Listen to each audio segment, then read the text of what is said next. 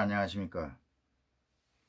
김정구 지스토 TV입니다. 겨울철을 맞이했습니다. 이번 시간에도 벨라루스 수도 민스크를 중심으로 벌어지는 시위에 관련하여 말씀드리겠습니다. 벨라루스 역시 겨울을 맞이한 것 같군요. 산과 들에 눈이 내린 그런 영상들이 많이 보입니다. 도로도 눈이 덮여서 눈 덮인 그런 도로 위에서 시위를 하는 그런 모습도 보입니다. 이 무장 경찰들이 떼로 몰려다니면서 대통령 하야를 외치는 그 시위대를 향해서 방망이를 휘두르고 체포하는 그런 모습도 많이 보이는데, 날씨도 그렇고 시위하시는 분들 얼마나 고생이 많겠습니까. 이 두툼한 겨울으로 갈아입은 민스크 시민들의 모습을 보니까 겨울이구나. 그 추운 겨울에도 털옷을 입고 나와서 시위를 하는 그런 모습들을 보면서 참 안쓰러워 보이기도 하고, 하루빨리 벨라루스의 민주화가 이루어졌으면 하는 그런 생각이 듭니다. 이 시위 방법이 무척 다양해 보입니다.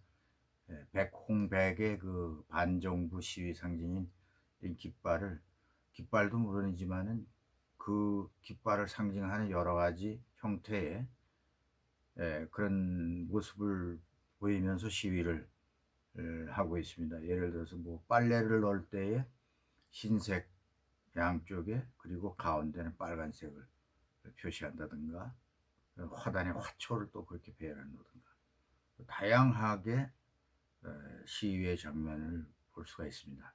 국토 면적이 넓어서 광장이 많은 것 같아요. 이 나라에 광장이 많다 보니까는 많은 사람들이 모여서 한꺼번에 시위도 하고, 지난번 8월 여름철입니다만 수십만의 시민들이 그 넓은 광장을 다 메우면서 독재자를 규탄하는 그런 시위를 했는데, 요즘에는 경찰들도 사전에 봉쇄한다고 합니다. 그래서 광장마다 정보를 입수해 가지고 사람들이 모이지 못하게 광장을 폐쇄했기 때문에 대규모의 시위를 할 수가 없고, 또 거리 시위도 인도를 중심으로 해서 시위를 하기 때문에 많은 사람들이 참여하는 그런 시위를 최근에는 볼 수가 없습니다. 그래서 수천 명, 또는 수백 명, 이렇게 분산해서 여기저기서 시위를 하는 그런 모습을 볼 수가 있습니다. 시위가 좀 줄어드는 게 아니냐 그런 면도 있습니다만, 야권의 지휘부가 외국에 전부 망명해 있고, 외부에서 국내의 시위를 지휘하고 있다고 할 수 있습니다. 그렇기 때문에 그런 점도 한계가 있다고 보입니다. 그런 소규모의 시위를 많이 하게 되는데, 이 아파트 같은 경우에는 모이기 쉽고 연락하기 쉬우니까 아파트에서 나와서 경찰의 눈을 피해서 시위하는 그런 모습이 이제 자주 보입니다.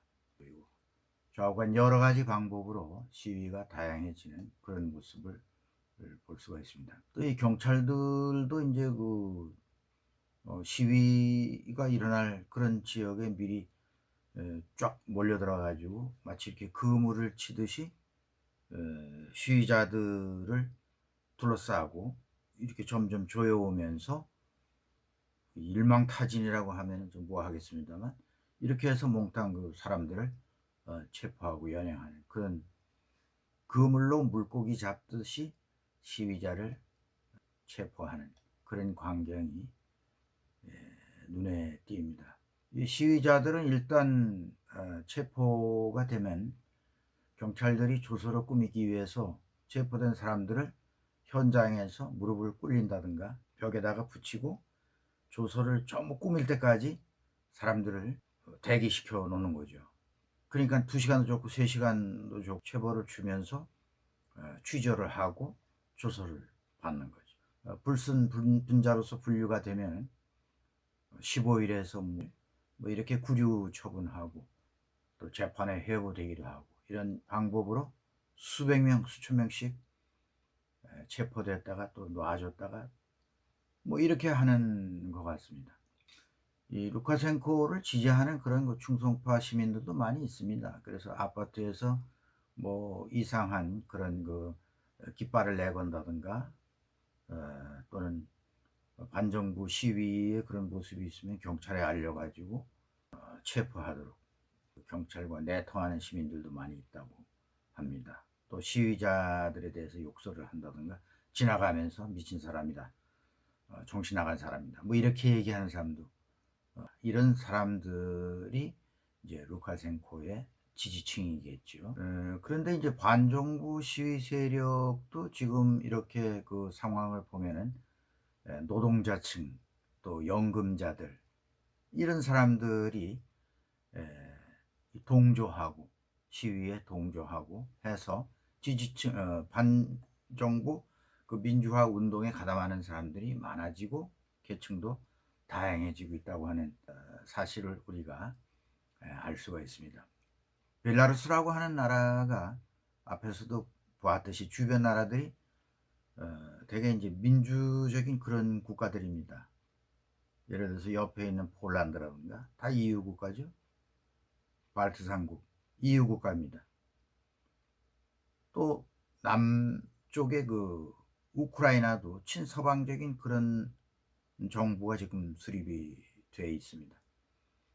동쪽에 러시아와 접경을 해 있지만 러시아도 그 반정부적 그런 경향을 나타내는 그런 인사들이 많이 있고 나발리의 경우를 봐서도 우리가 알 수 있지만 푸틴이 일일이 그 어떤 반정부 세력을 갖다가 탄압해서 마치 그 루카셴코처럼 그렇게까지는 하지 않는 것 같습니다.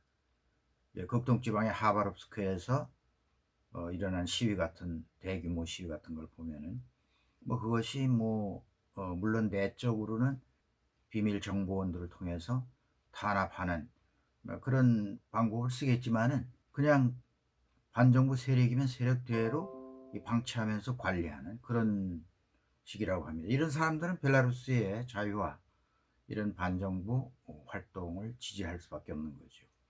그래서 주변 국가들이 자유화되어 있다고 하는 그런 면에서 루카셴코는 상당한 고민이 있지 않는가. 그래서 야권 세력을 그냥 몽땅 그 통제할 수 있는 그런 데는 좀 한계가 있다. 이렇게 뭐 주변 나라로 피신을 한다든가 망명을 한다든가 독일 같은 나라는 적극적으로 벨라루스의 자유화 운동을 지지하는 그런 나라니까 그런 나라들의 그 도움을 받아서 장기적인 그 투쟁을 할 수가 있다 이렇게 볼 수가 있습니다. 이것은 루카셴코의 독재 체제에 있어서는 상당한 위협이 아닐 수가 없는 거죠. 그리고 이제 루카셴코 이 대통령이 이제 6기 대통령 직무에 이제 복귀를 했는데 시위 과정에서 국민들에게 권력을 분산시켜서 이양할 수 있다. 이렇게 얘기해놓고 지금 아무 얘기도 없습니다. 이렇게 해서 시간을 끌겠다. 그런 얘기겠죠.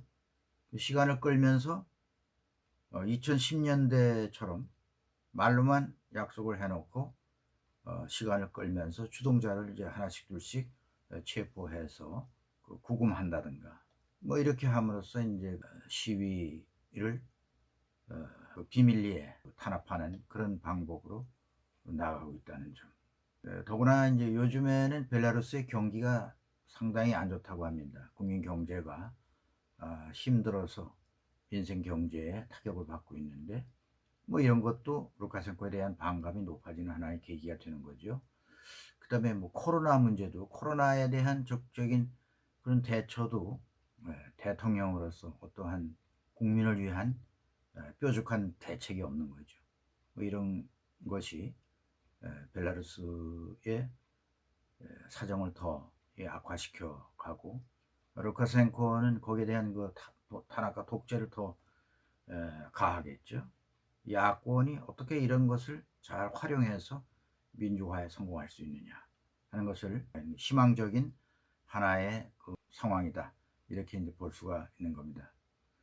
이 경제에 대해서는 다음 시간에 간단히 또 말씀을 드리겠습니다만, 야권의 이러한 그 민주화 투쟁이 겨울로 접어들면서도 수그러들지 않고 계속해서 이어지고 있다고 하는 사실을 다시 한번 시청자 여러분들께 알려드립니다. 동부 유럽에 이러한 독재 국가가 있다고 하는 이런 것은 남의 나라의 일이라기보다는 항상 국민이 깨어있지 않으면 언젠가는 이런 그 권력이 국민들을 탄압하는 독재화 될 수 있다고 하는 사실을 우리가 명심할 필요가 있지 않나, 이런 생각이 듭니다. 네, 오늘 여기까지 하겠습니다. 시청해 주셔서 감사합니다. 구독 부탁드리겠습니다. 다음 영상에서 다시 뵙겠습니다. 감사합니다.